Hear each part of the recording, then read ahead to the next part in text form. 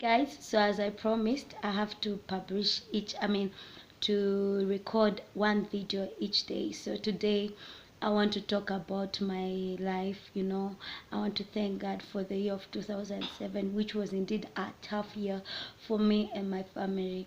I remember I had learned about my status in 2006, and that's when I learned the truth about my parents, that they died, and they actually died because of HIV. And then I had learned about my status. And then, in boarding school, normally what happens is that you have roommates. You have quite a number of guys who you meet in school, and you sleep in the same room. So it was quite hard. I was just starting my ARVs, and I used to go to the school clinic, to take my medication every morning and every evening. And they will ask me, how come you always take medicine? What are you suffering from? And that was a problem for me, because I wasn't even understanding. I was too prisoned by my pain and my what I thought it was a problem, to see God's goodness and ways. And I know this testimony won't make sense to many of you, but I want you to hear me, and I'm very sure it will touch someone. Sometimes what the world tells us is a problem. It might be the way of God to get you closer to Him, and to unravel what He hidden for you, which is much more pretty and good and amazing, more than what you could think or imagine. What I mean is that then I was enclosed with my own anger and my own mindset. And I want you to remember that in the book of Isaiah, the Bible tells us that our ways are not God's ways, and our thoughts are not His thoughts. So what I'm telling you is that maybe you think it's a problem. Maybe you think being an orphan is an issue because the world says so. And maybe you think that being positive, it's a problem because that's what the world portrays.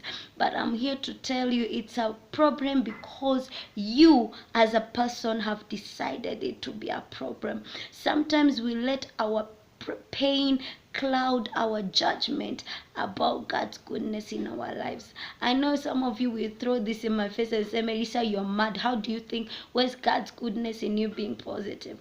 But let me tell you, I don't care, because I'm not supposed to understand I don't expect God to understand my understanding, because He already beyond my understanding. In short, He knows what I'm thinking, and He understands it because His understanding is way beyond mine. And that's why today I'm praising Him and I'm lifting Him up, because He's God, and I thank Him for His goodness. So to cut the whole story short, is that in 2006-7 I stopped taking my treatment and I fell sick. I know you will ask me, so why do you take treatment? Let me tell you, believe in God for His goodness, but stay alive to see it. So I thank God because He kept me, and I'm here to testify with you people, to tell you His goodness.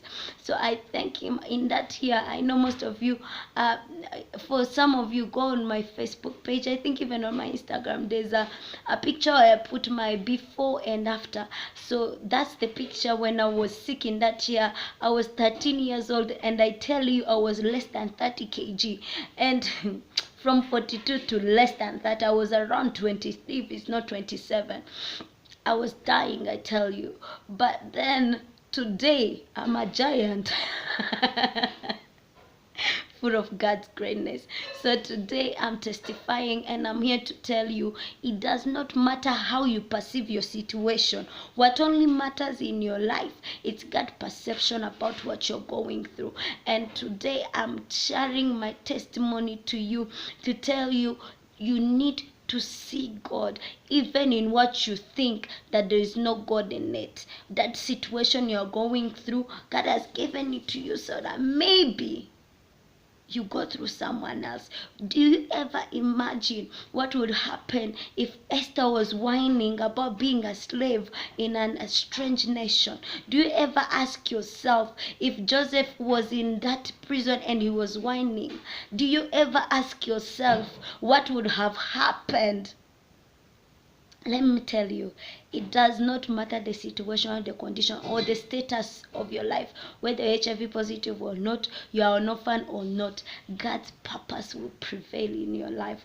And today I thank him because he had guided me through that and he had helped me to understand that. So keep following, next video loading. So I love you so much and thank you for your messages. Those who are texting me, I'm receiving them and I love you so much. But this is not for me. This is for God.